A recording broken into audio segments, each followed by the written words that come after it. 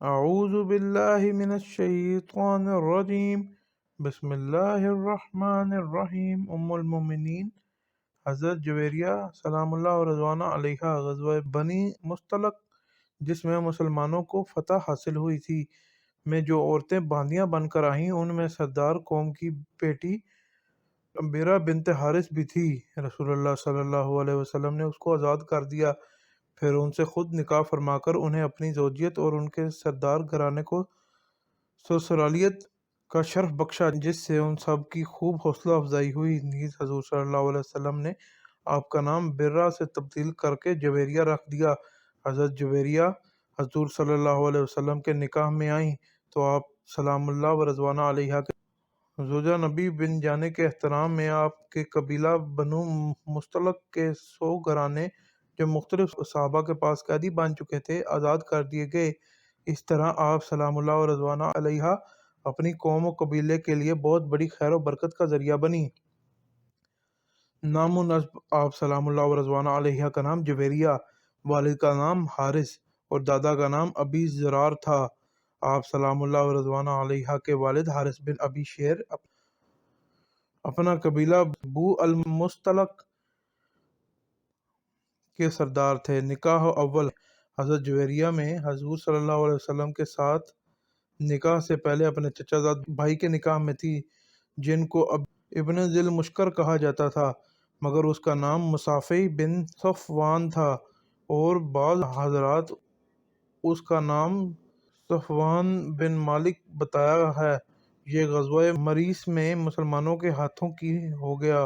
حضور صلی اللہ علیہ وسلم سے نکاح: حضرت جویریہ سلام اللہ و رضوانہ علیہا رسول اللہ صلی اللہ علیہ وسلم کے نکاح میں کس طرح آئی، اس بات کو جاننے کے لیے غزوہ بنی المصطلق، جس کو غزوہ مریسی بھی کہا جاتا ہے، کا مختصر حال جاننا ضروری ہے۔ حضور صلی اللہ علیہ وسلم کو یہ اطلاع ملی کہ قبیلہ بنو مصطلق کے لوگ اپنے سردار حارث بن ابی زرار، یہ حضرت جویریہ کے والد تھے، جو بعد میں مسلمان ہو گئے، کی قیادت میں آپ صلی اللہ علیہ وسلم کے خلاف جنگ کی تیاری کر رہے ہیں۔ چنانچہ آپ صلی اللہ علیہ وسلم کو جب یہ خبر ملی تو آپ صلی اللہ علیہ وسلم شعبان 5 ہجری کو 700 صحابہ کرام ساتھ لے کر ان کی طرف جہاد کے لیے روانہ ہوئے۔ مقام قدید کے قریب پانی کے ایک تالاب پر، جسے مرسری کہا جاتا تھا، آمنا سامنا ہوا۔ آپ صلی اللہ علیہ وسلم نے مہاجرین کا جھنڈا حضرت ابوبکر صدیق اور انصار کا جھنڈا حضرت سعد بن عبادہ کے ہاتھ میں دیا، اور جنگ شروع کرنے سے پہلے حضرت عمر کو ان کے پاس بھیجا، جا کر ان میں یہ اعلان کرو، یعنی تم لوگ کلمہ پڑھ لو، اس سے تمہاری جانیں اور مال محفوظ ہو جائیں گے۔ مگر ان لوگوں نے کلمہ پڑھنے سے انکار کر دیا اور مسلمانوں پر تیر برسانا شروع کر دیے۔ اس پر آپ صلی اللہ علیہ وسلم نے مسلمانوں کو جوابی حملہ کرنے کی اجازت دے دی۔ لڑائی جاری رہی، بالآخر مسلمانوں کو زبردست کامیابی حاصل ہوئی۔ اس غزوہ میں ان کے کئی آدمی قتل ہوئے اور مسلمانوں میں صرف ایک صحابی حضرت حشام شہید ہوئے۔ اس فتح کے نتیجے میں بہت سا مال بھی حاصل ہوا اور باندیوں کی بھی کثیر تعداد آئی، ان میں حضرت جویریہ بھی تھی۔ آپ صلی اللہ علیہ وسلم نے جب یہ مال اور باندیاں تقسیم فرمائی تو حضرت جویریہ حضرت ثابت بن قیس یا اس کے چچا زاد بھائی کے حصے میں آئیں، مگر وہ سردار کی بیٹی تھیں، اس لیے انہوں نے باندی بن کر رہنے کے بجائے حضرت ثابت بن قیس کو یہ پیش کیا کہ مجھے مال کے بدلے آزاد کر دیں۔ 9 اوقیہ جو کہ 114 تولے چاندی کے مساوی ہیں پر یہ معاہدہ طے ہو گیا، مگر جویریہ کے پاس چونکہ کچھ بھی نہیں تھا، اس لیے وہ رسول اللہ صلی اللہ علیہ وسلم کی خدمت میں مالی تعاون کے لیے حاضر ہوئیں اور عرض کی، یا رسول اللہ، میں اپنی قوم کے سردار حارث بن ابی زرار کی بیٹی جویریہ ہوں۔ اس وقت میں جس مصیبت میں مبتلا ہوں، یعنی سردار کی بیٹی ہو کر ایک باندی بن چکی ہوں، وہ حضرت محمد صلی اللہ علیہ وسلم آپ پر مخفی نہیں ہے۔ میں ثابت بن قیس کے حصے میں آئی ہوں اور میں نے آزادی حاصل کرنے کے لیے اس سے ایک متعینہ مال پر معاہدہ طے کر لیا ہے۔ اس مال کی ادائیگی کے لیے آپ سے مدد طلب کرنے آئی ہوں۔ آپ صلی اللہ علیہ وسلم نے یہ سن کر فرمایا، کیا میں تمہیں اس سے بہتر چیز نہ دوں؟ انہوں نے کہا، وہ کیا یا رسول اللہ؟ آپ صلی اللہ علیہ وسلم نے فرمایا، میں تمہاری طرف سے وہ سارا مال ادا کر دوں اور پھر تمہیں آزاد کر کے اپنی زوجیت میں لے لوں۔ عرض کی، یا رسول اللہ، مجھے منظور ہے۔ چنانچہ آپ صلی اللہ علیہ وسلم نے ان کا مال ادا کیا اور آزادی کے بعد ان سے نکاح فرما کر اپنی زوجیت کا شرف بخشا۔ حضرت جویریہ سے آپ صلی اللہ علیہ وسلم کا نکاح 5 ہجری میں ہوا۔ نکاح کی بشارت منامی۔ حضرت جویریہ یہ فرماتی ہیں کہ رسول اللہ صلی اللہ علیہ وسلم کی آمد سے 3 راتیں پہلے میں نے خواب دیکھا کہ یثرب یعنی مدینہ طیبہ سے چاند چلتا ہوا آیا اور میرے قریب آ کر میری گود میں گر گیا۔ میں نے یہ خواب کسی کو بتانا مناسب نہ سمجھا، یہاں تک کہ آپ کے جہاد کے لیے ہمارے پاس تشریف لے آئے۔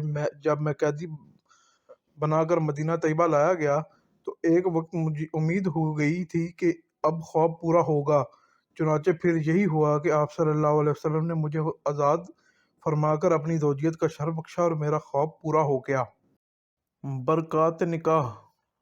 جس وقت حضرت جویریہ کا رسول اللہ صلی اللہ علیہ وسلم سے نکاح ہوا، اس وقت آپ سلام اللہ و رضوانہ علیہ کے قبیلہ بنو المستق کے 100 خاندان غلام و باندی کی صورت میں مختلف صحابہ کرام کے گھروں میں موجود تھے۔ آپ سلام اللہ و رضوانہ علیہ کے ازواج مطہرات میں داخل ہونے پر صحابہ کرام نے آپس میں کہا کہ قبیلہ بنو مستلق کہ یہ لوگ چونکہ اب حضور صلی اللہ علیہ وسلم سسرالی رشتہ داروں کے قبیلے والے ہو گئے ہیں، لہٰذا انہیں غلام بنانا مناسب نہیں۔ چنانچہ اس احترام میں ان سب لوگوں کو آزاد کر دیا۔ الغرض ان لوگوں کو یہ آزادی بلا شبہ حضرت جویریہ کے اس مبارک نکاح کی وجہ سے حاصل ہوئی، اس لیے آپ سلام اللہ و رضوانہ علیہ کے اہل قبیلہ کے واسطے بڑی خیر و برکت کا سبب بنی۔ حضرت جویریہ کا بیان ہے کہ واللہ میں اس بارے میں حضور صلی اللہ علیہ وسلم سے کوئی بات نہیں کی تھی۔ صحابہ کرام نے از خود اپنی عقیدت و محبت میں ان کو آزاد کر دیا۔ میرے چچا زاد بہن نے آ کر مجھے میرا اچانک خبر سنائی تو مجھے بہت خوشی ہوئی اور میں نے اللہ تعالیٰ کا شکر ادا کیا۔ آپ کے والد کا اسلام قبول کرنا۔ آپ سلام اللہ و رضوانہ علیہ کے والد حارث بن ابی ذرار بھی حضور صلی اللہ علیہ وسلم کا ایک معجزہ دیکھ کر مسلمان ہو گئے تھے۔ وہ اس طرح کہ غزوہ بنی مستلق میں جب حضرت جویریہ قید ہو کر مدینہ آئیں اور بعد میں آپ صلی اللہ علیہ وسلم نے ان سے نکاح بھی فرما لیا تو آپ سلام اللہ و رضوانہ علیہ کے والد اپنی بیٹی چھڑانے کے بطور فدیہ بہت سے اونٹ ساتھ لیے مدینہ طیبہ روانہ ہوئے۔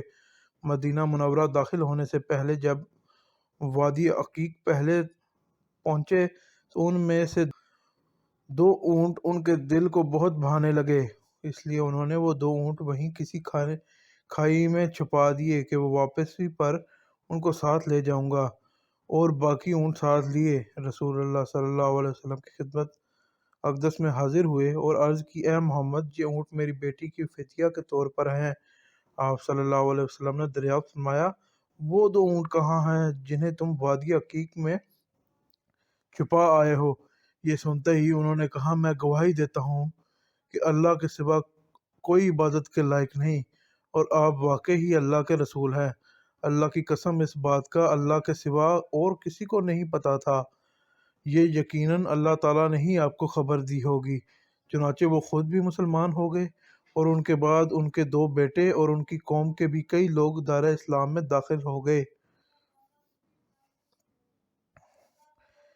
اشاعت علم۔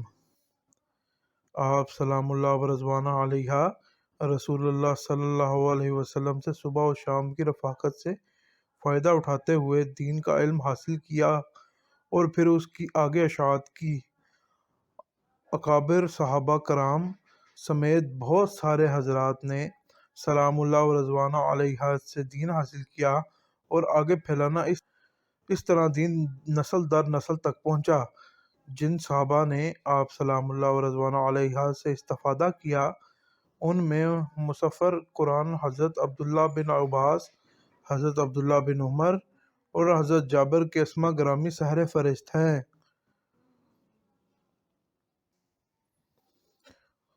ذوق و عبادت۔ آپ سلام اللہ و رضوانہ علیہ کو ذکر و عبادت سے خاص شغف تھا۔ ایک مرتبہ رسول اللہ صلی اللہ علیہ وسلم نماز کے بعد فجر پڑھ لینے کے بعد گھر سے باہر تشریف لے گئے اور یہ گھر میں اپنی عبادت والی جگہ پر بیٹھی ذکر میں مشغول تھیں۔ آپ صلی اللہ علیہ وسلم پر پھر جاشت کے بعد گھر تشریف لائے تو دیکھا کہ ابھی تک اس طرح وہیں بیٹھی ذکر میں مشغول ہیں۔ آپ صلی اللہ علیہ وسلم نے دریافت فرمایا، جب سے میں گیا ہوں اس وقت سے یہیں بیٹھی ہو؟ عرض کی، جی ہاں۔ آپ صلی اللہ علیہ وسلم نے فرمایا، میں نے تمہارے پاس سے جانے کے بعد 4 کلمات 3 مرتبہ کہے ہیں۔